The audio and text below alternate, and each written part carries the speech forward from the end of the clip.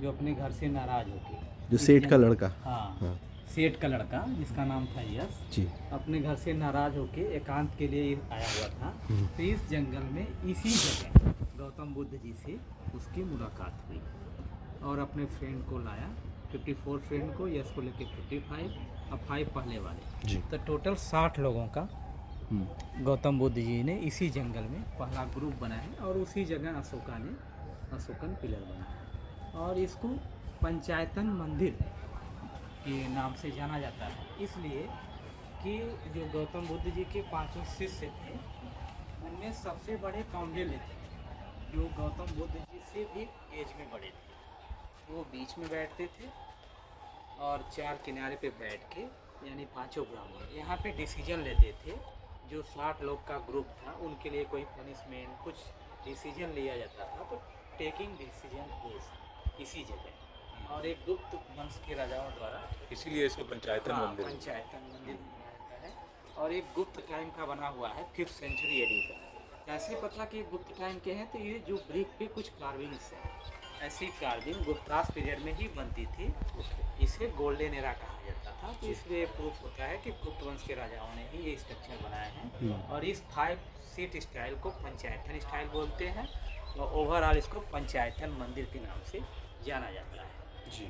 और यहीं से पंच का कॉन्सेप्ट है, जो गांव में पंच पंचायत का कॉन्सेप्ट वो यहीं से आया हुआ है। तो इसमें 5 तो वो हो गए जिन्होंने बुद्ध के साथ वो किया था। जी वो जो लड़का था सेठ का बेटा, वो जी। छठा था, जी, तो उसका यहाँ पे क्या नहीं उसका यहाँ पे नहीं है। उसका तो जब गौतम बुद्ध जी से मिला तो उसने अपने फ्रेंड को लाया अच्छा, और गौतम बुद्ध जी ने पहला संघ बनाया जो, तो उसमें यश था उसके फ्रेंड। तो यश छठा था, वो हाँ। 5 के बाद आया जी हुआ जी है। ठीक है। जी। और यहाँ पे केवल 5 ही हाँ, बैठते थे। पांचों बैठ के डिसीजन देते जी, थे। जी। यहीं से पंचायत का कॉन्सेप्ट आया, जो गांव में पंचायत होती है जी। वो यहीं से आया और एक गुप्त टाइम का बना हुआ है। और अकॉर्डिंग हिंदू धर्म के लोग मानते हैं कि पंचायतन मंदिर मीन्स 5 मंदिर।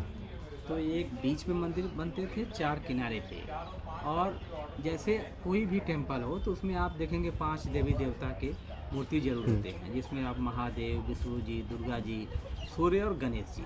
तो अकॉर्डिंग हिंदुज़म 5 देवी देवता का ये माना जाता है जगह। और इसीलिए हमारे जो मंदिर के आर्किटेक्ट हैं, जब आप उत्तर भारत में देखेंगे ऊपर से विंध्याचल से लेके आप विंध्य पर्वत से लेके नीचे तक, तो आपको नागर स्टाइल में मिलेंगे। जितने भी टेम्पल मिलेंगे नागर स्टाइल में। फिर आप कृष्ण नदी तक आएंगे नीचे तो आपको द्रविड़ स्टाइल, जिसके शिखर राउंड से अपने स्टेप में बने रहते हैं।